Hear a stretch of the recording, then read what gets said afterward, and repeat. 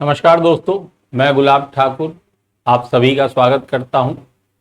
मैंने एक श्रृंखला स्टार्ट की है जिसे नाम दिया है आरू माला, जिसके अंतर्गत पूरा पेपर फोर्थ जो है आपका एथिक्स का, इस पूरे एथिक्स के पेपर फोर्थ को यहां पर कंप्लीट कराया जाएगा यूट्यूब के माध्यम से। पिछले लेक्चर में हमने सत्यनिष्ठा के बारे में देखा। आज का हमारा टॉपिक है जवाबदेहिता या उत्तरदायित्व, है ना।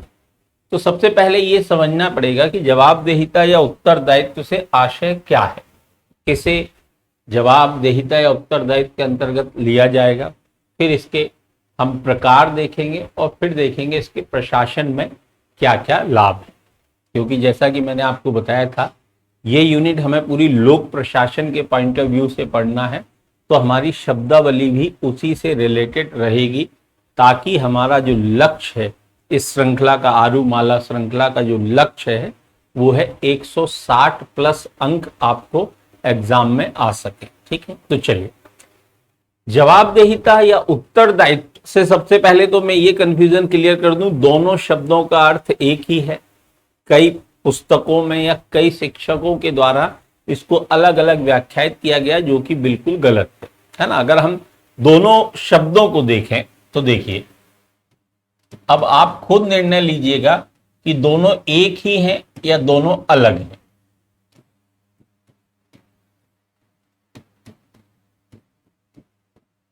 ठीक है, देखिए, जवाब उत्तर दोनों के अर्थ तो एक ही हैं, यहां तक तो आपको पता ही है। देहिता या दायित्व है, यानी रिस्पॉन्सिबिलिटी एक बनती है किसके प्रति, जवाब देने के प्रति, उत्तर देने के प्रति। तो दोनों शब्दों का एक ही अर्थ लिया जाता है, चाहे आप उसे जवाबदेहिता कह दें, चाहे आप उसे उत्तरदायित्व कह दें, एक ही बात होती है। ठीक है, चलिए, होता क्या है जवाबदेहिता या उत्तरदायित्व से आशय क्या है। तो जवाबदेहिता से आशय होता है कि अगर किसी व्यक्ति के पास कुछ विवेकाधीन शक्तियां हैं, तो उस व्यक्ति पर यह बाध्यता होनी चाहिए कि उसके द्वारा जो भी कार्य किए गए हैं, जो भी निर्णय लिए गए हैं और जो भी परिणाम प्राप्त किए गए हैं, उनकी उस व्यक्ति के द्वारा तार्किक, स्पष्ट और नैतिक सिद्धांतों के साथ व्याख्या की जा सके। उसे ही कहा जाता है जवाबदेहिता या पारदर्शिता। देखिए, जब लोक प्रशासन के अंतर्गत जो सिविल सेवक हैं या जिन्हें हम सरकारी कर्मचारी कहते हैं, जब ये कार्य करते हैं तो इन्हें कार्य करते समय कुछ विवेकाधीन शक्तियां भी प्राप्त होती हैं। विवेकाधीन शक्तियों का अर्थ होता है ऐसे कोई कार्य व्यवहार जिनका उल्लेख ना तो संगठन के किसी नियम में है और ना ही जिनका उल्लेख संविधान के किसी उसमें किया गया है। जब उन्हें कार्य करते समय विवेकाधीन शक्तियां प्राप्त होती हैं, तो उन पर ये अनिवार्य रूप से बाध्यता भी होनी चाहिए कि वो जो भी कार्य कर रहे हैं, जो भी निर्णय ले रहे हैं और जो भी निर्णय लेने के कारण जो परिणाम प्राप्त हो रहे हैं, उन सभी की वो संतोषप्रद, स्पष्ट और तार्किक रूप से व्याख्या कर सके। इसे ही जवाबदेहिता या उत्तरदायित्व कहा जाता है। यहां तक बात क्लियर। चलिए, फिर इसके कुछ प्रकारों की हम बात करेंगे। जवाबदेहिता या उत्तरदायित्व के संगठन में अलग अलग प्रकार देखने को मिलते हैं। जैसा सबसे पहला, ऊर्ध्वाधर बनाम क्षैतिजीय। ठीक है, ऊर्ध्वाधर का अर्थ होता है लंबवत, या जिसको हम कहते हैं वर्टिकल, है ना। यानी निम्न अधिकारी का अपने उच्च अधिकारी के प्रति जो उत्तरदायित्व है, जो जवाबदेहिता है, उसे ऊर्ध्वाधर जवाबदेहिता कहा जाता है। क्षैतिजीय जवाबदेहिता का अर्थ है जब दो समकक्ष अधिकारियों का या दो समकक्ष संस्था का एक दूसरे के प्रति जो उत्तरदायित्व है। जैसे अगर बात करूं एसपी का कलेक्टर के प्रति जो उत्तरदायित्व है, कलेक्टर का एसपी के प्रति जो उत्तरदायित्व है, या संगठन स्तर पर मैं बात करूं तो विधायिका का न्यायपालिका के प्रति जो उत्तरदायित्व है और न्यायपालिका का विधायिका के प्रति जो उत्तरदायित्व है, ये क्षैतिजीय यानी हॉरिजेंटल उत्तरदायित्व कहलाता है। ठीक है, तो पहला प्रकार क्या हो गया, ऊर्ध्वाधर बनाम क्षैतिजीय उत्तरदायित्व। दूसरे प्रकार की अगर बात करें तो दूसरा है राजनीतिक बनाम विधिक। ठीक है, तो राजनीतिक उत्तरदायित्व किसे कहेंगे? तो राजनीतिक उत्तरदायित्व का आशय होता है राजनेताओं, राजनेता है, राजनेता और राजनीतिक दलों का जो उत्तरदायित्व बनता है किसके प्रति? जनता के प्रति, क्योंकि उनको चुनाव जीतकर कौन पहुंचाती है? जनता। तो उनका उत्तरदायित्व किसके प्रति बनता है? जनता के प्रति, कि राजनेता और राजनीतिक दल जो भी कार्य कर रहे हैं, जो भी निर्णय ले रहे हैं, इन कार्यों की और उन निर्णयों की संतोषप्रद, तार्किक और स्पष्ट व्याख्या आम जनता के प्रति कर पाए, ये कहलाता है राजनीतिक उत्तरदायित्व। वहीं विधिक उत्तरदायित्व की अगर मैं बात करूं तो जो शासकीय सेवक हैं, शासकीय सेवकों का अपने संगठन के नियमों के प्रति और संविधान के प्रति जो उत्तरदायित्व है उसे विधिक उत्तरदायित्व कहा जाता है ना, क्योंकि हम और आप अपेक्षा करते हैं राजनेता और राजनीतिक दलों से कि वो जनता के अकॉर्डिंग कार्य करें, जनता के प्रति जवाबदेह रहें। वहीं प्रशासनिक अधिकारियों से अपेक्षा की जाती है कि वे संविधान और संगठन के नियमों के प्रति जवाबदेह बने रहें। ठीक है, कुछ इसके अन्य प्रकार भी होते हैं जवाबदेहिता के, जैसे आर्थिक जवाबदेहिता या आर्थिक उत्तरदायित्व। तो देखिए, प्रत्येक मनुष्य का ये उत्तरदायित्व बनता है कि वो ऐसे कार्यों को ना करे जो अर्थव्यवस्था के लिए नकारात्मक हैं या जो आर्थिक संतुलन को गड़बड़ कर सकते हैं और गड़बड़ी पैदा कर सकते हैं, उसे कहा जाता है आर्थिक उत्तरदायित्व। कई बार आपने देखा होगा हमारे घर परिवार में भी ये चीजें हो जाती हैं। बड़े बुजुर्गों ने क्या किया? सोना चांदी गाड़ दिया। अब वो जो पैसा गाड़ दिया है वो अर्थव्यवस्था का जो चक्र है उससे बाहर हो गया। कहीं ना कहीं देश को इस चीज से नुकसान है। नदी देखी, सिक्का फेंक दिया। अब नदियों में सिक्के डालने से वो कहीं ना कहीं देश के लिए आर्थिक रूप से कैसा है? नकारात्मक है। तो प्रत्येक व्यक्ति का ये उत्तरदायित्व बनता है कि वो ऐसा कोई कार्य व्यवहार ना करे जो कि नकारात्मक हो, जो देश की अर्थव्यवस्था को नकारात्मक रूप से प्रभावित कर रहा हो। इसे कहा जाता है आर्थिक उत्तरदायित्व। ठीक है, अगला है सामाजिक उत्तरदायित्व। तो सामाजिक उत्तरदायित्व अर्थात प्रत्येक नागरिक का ये उत्तरदायित्व बनता है, ये जिम्मेदारी बनती है कि वो ऐसी किसी भी कुप्रथा या रूढ़ी को बढ़ावा ना दे जो किसी व्यक्ति के साथ जातिगत, धार्मिक, लैंगिक आदि भेदभाव को बढ़ावा देती हो या किसी वर्ग विशेष, जाति विशेष या लिंग विशेष के शोषण को बढ़ावा देती हो। ऐसा कोई कार्य व्यक्ति को नहीं करना चाहिए। इसे कहा जाता है सामाजिक उत्तरदायित्व। ठीक है, आप देखें सोशल मीडिया पर ना चाहते हुए कई बार हम ऐसी जानकारी शेयर कर देते हैं जिसके संबंध में हमें तथ्यात्मक जानकारी नहीं होती। आगे चल के यही जानकारी सामाजिक सामंजस्य के मार्ग में कठिनाई पैदा करती है, बाधा डालती है। जो सामाजिक संरचना है वो गड़बड़ा जाती है। कई बार दंगे हो जाते हैं, लोगों के बीच आपसी लड़ाई झगड़े बढ़ जाते हैं। तो हमें ऐसा कोई कार्य नहीं करना है जो हमारी सामाजिक संरचना में विरोधाभास पैदा करता। उसे कहा जाता है सामाजिक उत्तरदायित्व। फिर है पर्यावरणीय उत्तरदायित्व। तो प्रत्येक मानव का ये दायित्व बनता है कि उसे पर्यावरण जिस रूप में मिला है वो उसी रूप में अगली पीढ़ी को सौंपे, अर्थात पर्यावरण का उतना ही दोहन करे जितना अति आवश्यक है या जितने से पर्यावरण को कोई नुकसान नहीं पहुंच रहा है। अनावश्यक उसका दोहन नहीं किया जाना चाहिए। आप देखते हैं कई नदियों से रेती निकालने के चक्कर में नदियों का अस्तित्व ही संकट में आ गया। वनों की इतनी कटाई कर दी कि कोविड के समय हमें ऑक्सीजन की कमी पड़ी। सोचिए, जो कि पूरे ब्रह्मांड में है, उसकी कमी हो गई। तो प्रत्येक व्यक्ति का ये पर्यावरणीय उत्तरदायित्व है। पर्यावरण के प्रति ये दायित्व बनता है कि वो पर्यावरण को नकारात्मक रूप से प्रभावित ना करे। ठीक है, तो ये कुछ उत्तरदायित्व के प्रकार हैं। अब देखेंगे कि यदि लोक सेवक उत्तरदायित्व की भावना के साथ कार्य करते हैं, जवाबदेहिता के भाव के साथ कार्य करते हैं, तो प्रशासन में क्या क्या लाभ होंगे।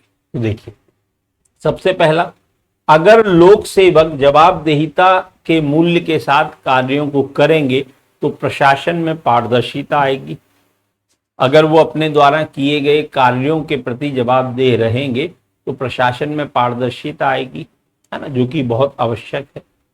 भ्रष्टाचार, लाल फीताशाही जैसी जो समस्याएं हैं, इनका क्या होगा, अंत होगा, क्योंकि फिर उसे पता है कि भैया अगर मैं कोई काम कर रहा हूं तो मुझे इसका उत्तर देना है, इसकी व्याख्या करना है, तब वो भ्रष्टाचार, लाल फीताशाही, भाई भतीजावाद जैसी चीजों से दूर रहेगा।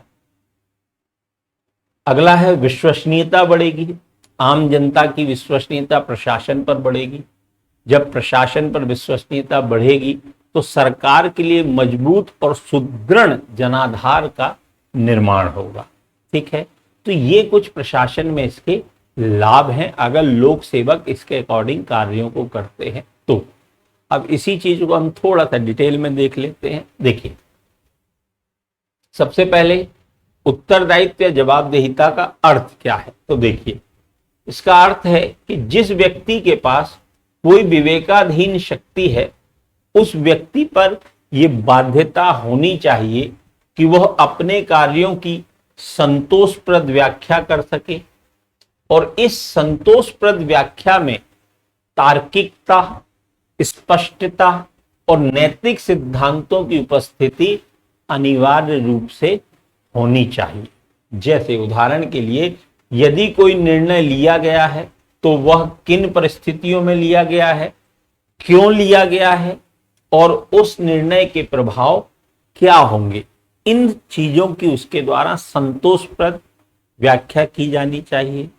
और इस संतोषप्रद व्याख्या में तार्किकता, स्पष्टता और नैतिक सिद्धांतों का समावेश होना अत्यंत आवश्यक है। क्लियर है?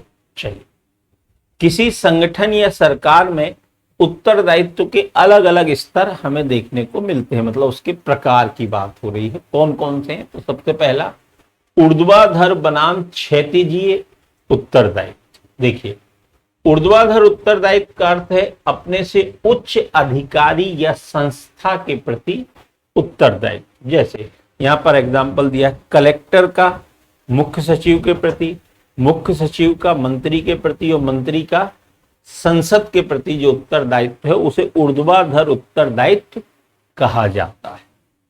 वहीं क्षैतिजीय उत्तरदायित्व, यानी जिसे हम कहते हैं हॉरिजेंटल, क्षैतिजीय उत्तरदायित्व का अर्थ होता है कि दो समकक्ष अधिकारियों या संस्थाओं का आपस में एक दूसरे के प्रति जो उत्तरदायित्व बनता है उसे क्षैतिजीय उत्तरदायित्व कहा जाता है।